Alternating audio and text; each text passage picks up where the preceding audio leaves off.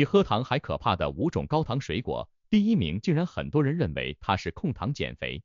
小丽和阿峰是一对恩爱的小情侣，同一所大学毕业的，谈了有将近6年时间，双方也都见过家长了，对彼此家庭情况也都挺满意的，就想着让2人把婚结了。这可让小丽犯愁了，因为工作上的压力大，作息不规律，加上吃的也不健康，体重是蹭蹭往上涨。这要结婚穿婚纱肯定不好看，就和男友阿峰商量了下，先减肥，等瘦下来再结婚。为了瘦下来，也是想尽了办法，听同事说可以试试控糖减肥法，就是不吃晚饭，只吃点水果。于是小丽就这么开始了她的减肥大计。谁知道这么吃了2个月，不但没瘦多少，还吃出了轻微的糖尿病。生活中像小丽这样的例子也不少，觉得不吃晚饭，只吃点水果肯定能瘦。殊不知有些水果糖分含量非常高，特别是以下这5种，并且第1名很多人还认为它是控糖减肥的。哪5种水果含糖量高？第5名，香蕉。香蕉这种水果大家都不陌生，大街小巷、超市里头哪都有卖的，不仅味道好，还特别方便，随手就能揣一根，出门饿了就剥开来吃。而且香蕉里头还有很多对我们身体好的东西，比如钾，这是一种能让我们的身体正常运作的微量元素。不过香蕉里头的糖分也不少，每100克香蕉里头大概就有20克左右的糖分。因为香蕉里头有葡萄糖、果糖还有蔗糖这些糖分，对于那些需要特别注意血糖的人来说，吃香蕉就不能太随意了。但是这也不是说就不能吃香蕉了，比如在运动之后身体累得慌，这时候就需要一些能量来恢复体力。这个时候吃根香蕉里面的糖分能很快被吸收，帮助提高血糖，让身体快速恢复。所以香蕉还是个不错的选择，关键是要看什么时候吃，怎么吃。第4名，荔枝。荔枝从古时候开始就挺受人欢迎的，古代诗人杜牧就写过一骑红尘妃子笑，无人知是荔枝来。这句话的意思是说，有个妃子特别喜欢吃荔枝，为了让她高兴，有人不惜千里迢迢送荔枝给她，可见荔枝有多受欢迎。荔枝的果肉晶莹剔透，吃起来甜甜的，水分也多，一口咬下去那滋味是美极了。不过荔枝也是个高糖的水果，每100克荔枝里头大约就有16克左右的糖分，而且荔枝性温热，吃多了容易让人上火，有时候还会引起消化不良等问题。特别是在夏天热的不行，很多人都喜欢把荔枝放在冰箱里冷藏一下再吃，吃起来确实更凉快更解渴，但是冷荔枝对肠胃的刺激更大，可能会让肚子不太舒服。特别是对于血糖偏高的人来说，荔枝这东西就得小心着吃了，吃多了荔枝可能会让血糖蹭蹭往上飙。如果真的特别想吃荔枝，而且血糖控制的还不错，那么吃点荔枝倒也没啥大问题。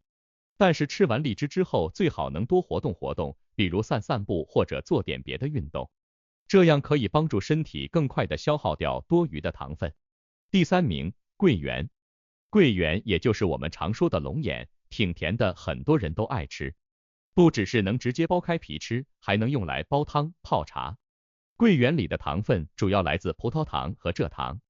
每100克桂圆里头大约有16.6克的糖分，还有一些滋补的作用，能补心脾、养血，帮助人安神。不过因为桂圆糖分高，所以不能随便吃太多，特别是对于那些体重超标的朋友和糖尿病患者来说，吃桂圆的时候更得小心，糖分多了对身体不太好，可能会让血糖升高，这对控制血糖的人来说不是好事。所以这些朋友吃桂圆的时候一定要控制好量。另外桂圆吃多了还容易让人上火，比如说口干舌燥、口腔溃疡，这些症状可能会找上门来。就算是健康的人吃桂圆的时候也得注意别吃太多，如果特别喜欢吃桂圆，可以少吃多餐，分几次吃。第2名，葡萄。葡萄的种类是非常多的，有紫葡萄、绿葡萄、红提等等，各种各样的葡萄都有自己的特色，不管哪种葡萄吃起来都是酸甜可口，很受大家的欢迎。不过葡萄的含糖量其实也不低，每100克葡萄里头含有的糖分大约在10到30克之间，这个数值还得看葡萄的具体品种和成熟程度。像新疆那边产的无核白葡萄含糖量就特别高，虽然葡萄里有不少好东西，比如维生素、矿物质和抗氧化剂这些营养成分，但是糖分含量高也让一些人在吃的时候得小心点儿。特别是对于那些喜欢干吃葡萄干的朋友来说，更得注意了。葡萄干在制作过程中水分流失了不少，糖分就更集中了，含糖量也就更高。所以吃葡萄干的时候一定要适量，不能想吃多少就吃多少。特别喜欢吃葡萄，建议选择那些糖分相对较低的品种，或者是吃新鲜的葡萄而不是葡萄干。第一名，山楂。看到山楂排在第一名，估计不少人会觉得挺意外的。在很多人的印象里，山楂是酸溜溜的，糖分应该不多。还有不少人觉得山楂能帮助消化，是个不错的控糖减肥水果。但实际上，每100克山楂里头大约就有25克的糖分。山楂的酸味会让人误以为它的糖分不高，实际上它的糖分含量还挺高的。虽然山楂的确有消食化积、行气散瘀的功效，对身体有一定的好处。但是对于需要控制糖分摄入的人来说，不能因为它酸就可劲吃。特别是吃山楂制品的时候，比如山楂糕、山楂片之类的更要留心，因为这些加工过的山楂食品往往会额外添加糖分，含糖量往往比新鲜的山楂还要高。控糖减肥法是通过减少糖分的摄入来达到减肥目的，这么做也确实是有效的。小丽之所以没瘦，还有了轻微的糖尿病，是因为她没有用对正确的方法。那么正确的控糖减肥法应该怎么做呢？2. 如何正确的控糖减肥？1. 少吃碳水化合物。减肥的时候，很多人都知道要少吃点糖，但有时候我们吃的不是糖，却也能变成糖。比如米饭、馒头、面包这些我们平时常吃的东西，里面其实都有很多碳水化合物。这些碳水化合物在我们身体里会变成糖，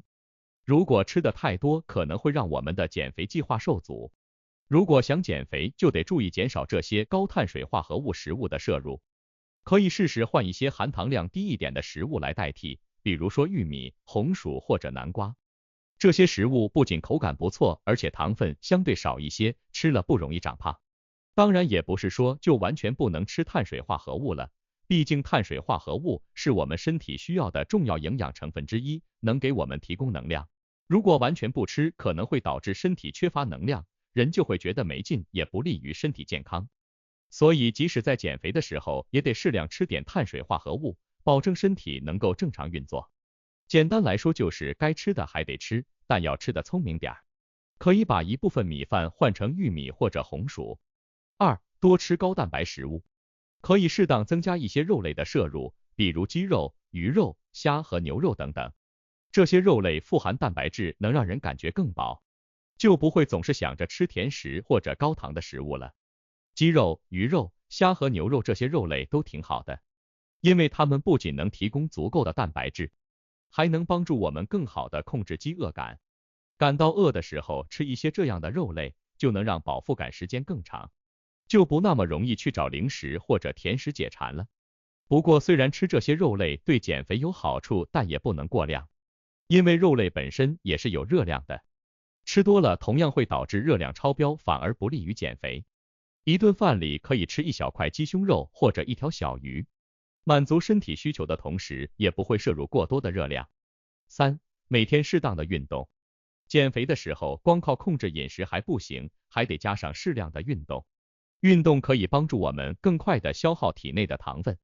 这样就能避免多余的糖分转化成脂肪堆积在身上，还能加快身体的新陈代谢，让身体更快的处理掉那些不需要的糖分和其他废物。每天跑步半小时或者快走1个小时，就可以让身体的循环变好，代谢也会跟着加快，体内的糖分就被更快的消耗掉了，也就不太容易变成脂肪囤积起来。而且运动还能帮助身体燃烧脂肪，这样就能让减肥的效果更好。但是要注意，运动减肥可不是1、2天的事，得长期坚持才行，得把它当成一种习惯，每天都抽点时间动一动。只要能坚持下来，慢慢的就会看到身体的变化。刚开始运动的时候可能会觉得有点累，这是正常的，可以从简单的活动开始做起，然后再慢慢增加难度。关键是找到自己喜欢的运动方式，这样更容易坚持下去。结语：在选择水果时，我们需要更加谨慎，了解它们的糖分含量，并根据自己的健康状况和饮食目标做出选择。另外，在进行控糖减肥的时候，也要掌握正确的方法，这样才能让我们的减肥效果更好，身体也更加的健康。